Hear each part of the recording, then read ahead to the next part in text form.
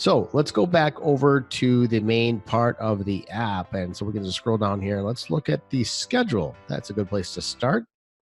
So I can scroll left or swipe left here on my phone, and I can see the different days. Wednesday through Saturday is when the events are, and I'm on Thursday. I can click into the golf outing, and I can see all the stuff that's going on there. So the cool thing about each event within the app is that we can do different things. I can take a photo here. And so if I wanted to take a live photo here, I could do that. And if somebody's really bad swing, you could try that. Okay. And then post that. And then that's going to go on to the event wall. And I'll show you that later. You can also set reminders. You can bookmark this. You can take a note. Maybe that's more appropriate to your sessions that you're attending, but maybe you want to take a note and keep track of your golf swings here. And it's between you and the app of whether you actually marked down all your strokes. All right, so let's move forward here into the schedule. We can look and we see some of these you're able to actually add these to your schedule. So if you click the little plus sign, you can do that. And if you look at my schedule, you'll actually see that on Friday, I have an event as part of my schedule here. I can also add additional things to my schedule. So maybe I make an appointment with another attendee. I can click the plus sign and I can make an appointment here, just like I would do on like Outlook or something like that.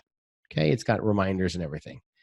I click cancel, get out of that. I'm gonna go all the way back to the menu button there in the upper left-hand corner. And the next thing I'm going to look at is attendees.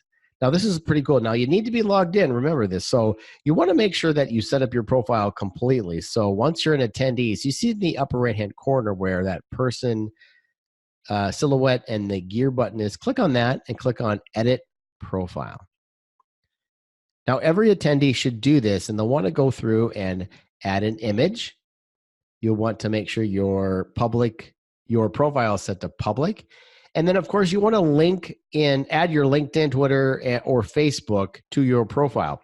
And what you'll be able to do with that is other people that look you up, if you want them to eventually find you through one of your social accounts, they'll be able to do that here. You're not going to be on this app forever. So eventually you want them to connect with you on the social platforms like LinkedIn, Twitter, and Facebook. So be sure to connect your social profiles here. There's another reason to do that, and that's going to be the social wall, and I'll get to that as well. Remember, we're going to talk about the event wall and the social wall here. So I click done there, and now I'm also going to show you how you might make a connection with one of the other attendees. So this is just I'm scrolling up here. There's a list of all the attendees. And so let's say I'm just going to pick on Kevin here. I'm going to click on Kevin. And Kevin hasn't checked in yet, so it says he's not active. But when he attends and he listens to this video, he'll do all of these things. So I can send him a message. So I click on message.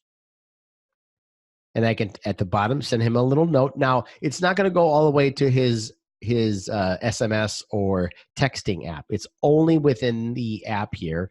Your email is not displayed here, so it's still private, and you only have to give up information that you want to give up with regards to your phone numbers and emails.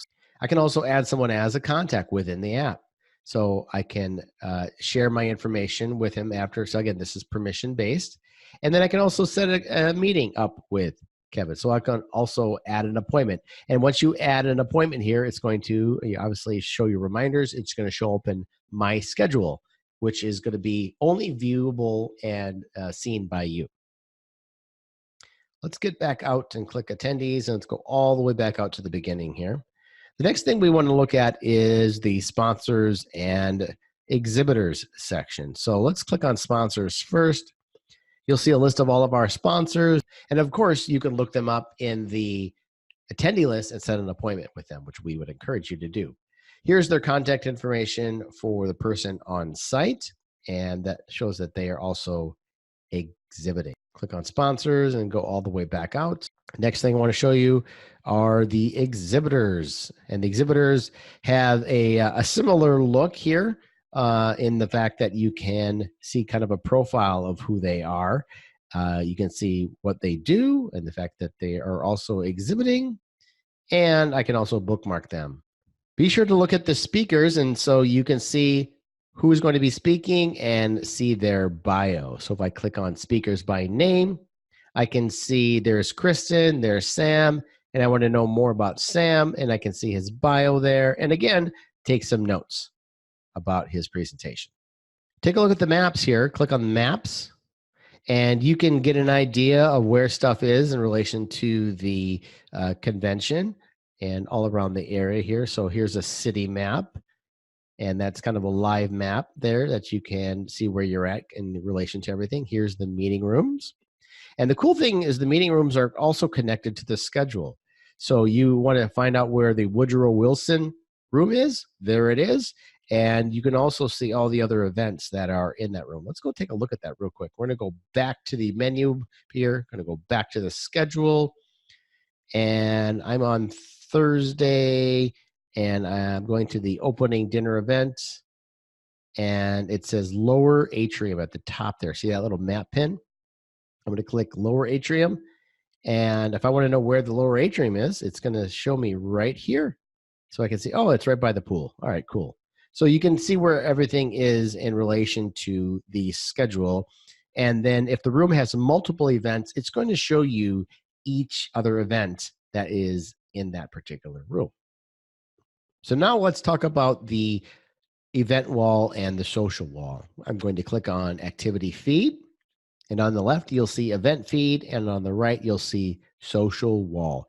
The event feed is going to be a list of posts and shareable pictures and things that are going on shared by staff and other attendees. And you're invited to share along with everything that is happening as well. So let's say you go on this Segway tour, take some pictures and post it to the event feed. You can do that by coming to the event feed, click on Get Started.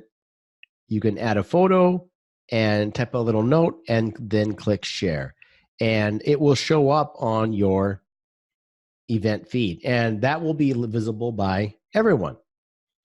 So the social wall is a little different. The social wall shows any posts that are using the NIBA2019 hashtag. So hashtag NIBA2019, all one word.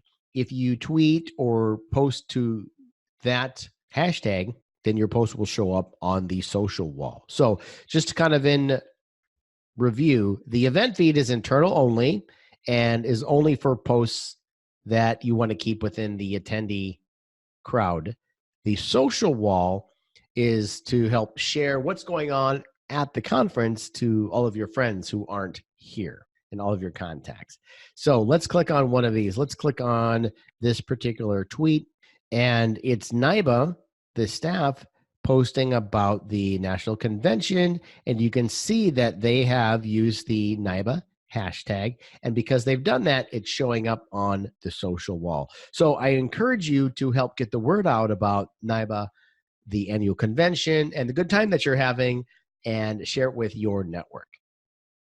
Now, there is a different app that we also want you to use, and that is the app for the silent auction. Now, all of the silent auction bidding does not happen within this Crowd Compass NIBA annual convention app. That happens in the silent auction app, but there is a link to it. So if you go to this event guide within the Crowd Compass NIBA app, you'll see silent auction app. Let's click on that.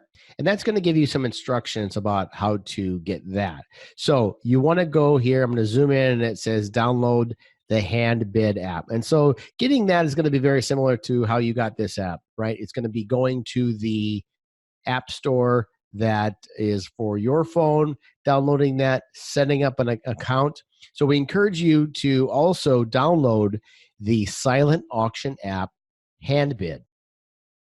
Well, thanks so much for following me around in the tour. If you have any questions, make sure you email Amanda Steinmart, ASTIMART NIBA.org, and Amanda will be able to help you with any problems that you're having. We hope you have a great time at the convention.